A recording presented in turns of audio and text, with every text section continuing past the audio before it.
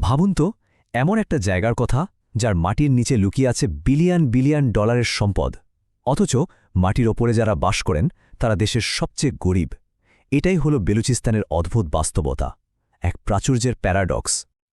তো প্রশ্নটা হচ্ছে, এমনটা হচ্ছে কেন? কিভাবে একটা অঞ্চলের আশীর্বাদী তার জন্য সবচেয়ে বড় অভিশাপ হয়ে দাঁড়াতে পারে? চলুন আজ আমরা এই অদ্ভুত রহস্যের গভীরে যাই। শুধু এই একটা সংখ্যা দেখুন, 230 বিলিয়ন ডলার। এটা কিন্তু পুরো প্রদেশের সম্পদের হিসাব না, এটা শুধু একটা মাইনিং প্রজেক্ট, রেকর্ডিক তামা আর সোনার খনির আনুমানিক মূল্য। ভাবা যায়, অনেক ছোট দেশের টোটাল জিডিপির চেয়েও বেশি। আর ঠিক এর উল্টো পিঠে আছে এই ছবিটা। একদিকে বিলিয়ন ডলারের স্বপ্ন আর অন্যদিকে কঠিন বাস্তবতা। পাকিস্তানের এই মানব উন্নয়ন সূচকের ম্যাপটা দেখুন। বেলুচিস্তানের বেশিরভাগ এলাকাই দেশের সবচেয়ে কম উন্নত অঞ্চলের তালিকায় পড়ে। কি অদ্ভুত বৈপরীত্য, তাই না? আচ্ছা, তাহলে চলুন একটু গভীরে ঢু মারা যাক। দেখা যাক বেলুচিস্তানের মাটির নিচে ঠিক কি গুপ্তধন লুকিয়ে আছে। পরিমাণটা জানলে যে কেউ চমকে যেতে বাধ্য। 19.3 ট্রিলিয়ন। এটা হলো বেলুচিস্তানের প্রাকৃতিক গ্যাস রিজার্ভের পরিমাণ, কিউবিক ফিটে। এই বিপুল পরিমাণ গ্যাসই কিন্তু দশকের পর দশক ধরে পাকিস্তানের কলকারখানা আর অর্থনীতির চাকাকে সচল রেখেছে। ব্যাপারটা শুধু গ্যাসে সীমাবদ্ধ না, বেলুচিস্তান তো আস্ত একটা খনিজের জাদুঘর।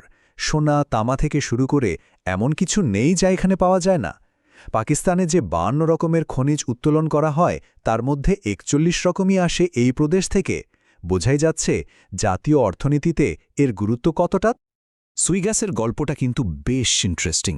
1952 সালে এটা আবিষ্কারের পর পাকিস্তানের শিল্পবোধুও বুকেল বলি একটা নতুন জীবন পায়। কিন্তু মজার ব্যাপার হলো, যে প্রদেশটা পুরো দেশকে বছরের পর বছর ধরে শক্তি জুগিয়ে গেল, সেই প্রদেশের মানুষই তার সুফল পেল খুব সামান্য।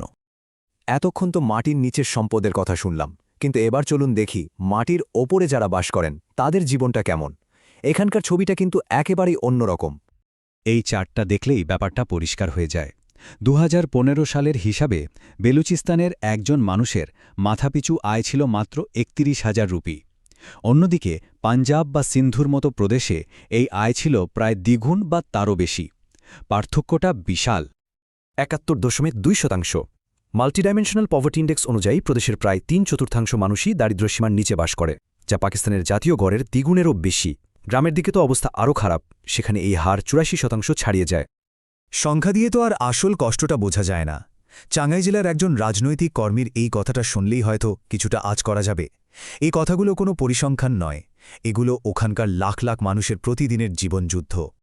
তাহলে আসল প্রশ্নটা হলো, এত সম্পদ থাকার পরেও এই অবস্থা কেন?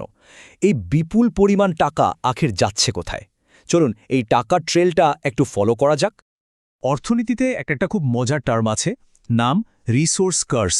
সোজা বাংলায় বললে সম্পদের অভিশাপ। মানে যেখানে সম্পদ বেশি সেখানে দুর্নীতি, সংঘাত আর অনুন্নয়ন বেশি দেখা যায়। বেলুচিস্তানের পরিস্থিতি যেন এই থিওরির জলজান্ত উদাহরণ। এই চার্টটা দেখুন, তাহলেই সব পরিষ্কার হয়ে যাবে। সাইন্ডাক খনি থেকে যে আয় হয় তার 50% পায় চীনের একটি কোম্পানি, 48% পায় পাকিস্তানের কেন্দ্রীয় সরকার, আর যে প্রদেশের মাটি খুঁড়ে এই সম্পদ তোলা হচ্ছে সেই বেলুচিস্তান পায় মাত্র 2%। হ্যাঁ, ঠিকই শুনেছেন, মাত্র 2%। শুধু খনিজই নয়, গ্যাসের হিসেবটাও কিন্তু বেশ গোলমেলে। বেলুচিস্তানের দীর্ঘদিনের অভিযোগ, তাদের গ্যাসের দাম ইচ্ছে করে কম দেখানো হয়, ফলে রয়্যালটি হিসাবে যে টাকাটা তাদের পাওয়ার কথা সেটাও তারা ঠিক মতো পায় না। এখন এই পুরো সমীকরণে নতুন একটা এন্ট্রি হয়েছে, চায়না পাকিস্তান ইকোনমিক করিডোর বা সিপেক। অনেকেই বলছেন এটা একটা গেম চেঞ্জার হতে পারে, কিন্তু আসলে কি তাই? সিপেক কি পুরনো খেলার নিয়ম বদলে দেবে, নাকি একই নাটকের নতুন মঞ্চায়ন হবে? দেখুন, সিপ্যাক নিয়ে দুটো একদম ভিন্ন মত আছে। একদিকে আছে প্রতিশ্রুতির বন্যা, রাস্তাঘাট হবে, বিদেশি বিনিয়োগ আসবে, প্রায় 7 লক্ষ মানুষের চাকরি হবে। আর অন্যদিকে আছে গভীর উদ্বেগ। অনেকের ভয় এটা হয়তো শুধু একটা ট্রানজিট রুট হয়ে থেকে যাবে, আর এর আসল সুবিধা স্থানীয় মানুষ পাবে না। সিপেক নিঃসন্দেহে একটা বিশাল প্রজেক্ট, কিন্তু এটা কি আসলেই বলুচিস্তানের মানুষের ভাগ্য বদলাতে পারবে?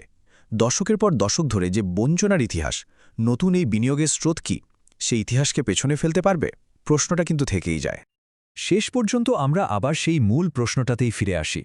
বেলুচিস্তানের এই গল্পটা আমাদের একটা জিনিস খুব স্পষ্টভাবে শিখিয়ে দেয়, শুধু প্রাকৃতিক সম্পদ থাকলেই হয় না, সেই সম্পদের সুষম বন্টন আর সঠিক ব্যবহার না হলে আশীর্বাদও অভিশাপ হয়ে উঠতে পারে।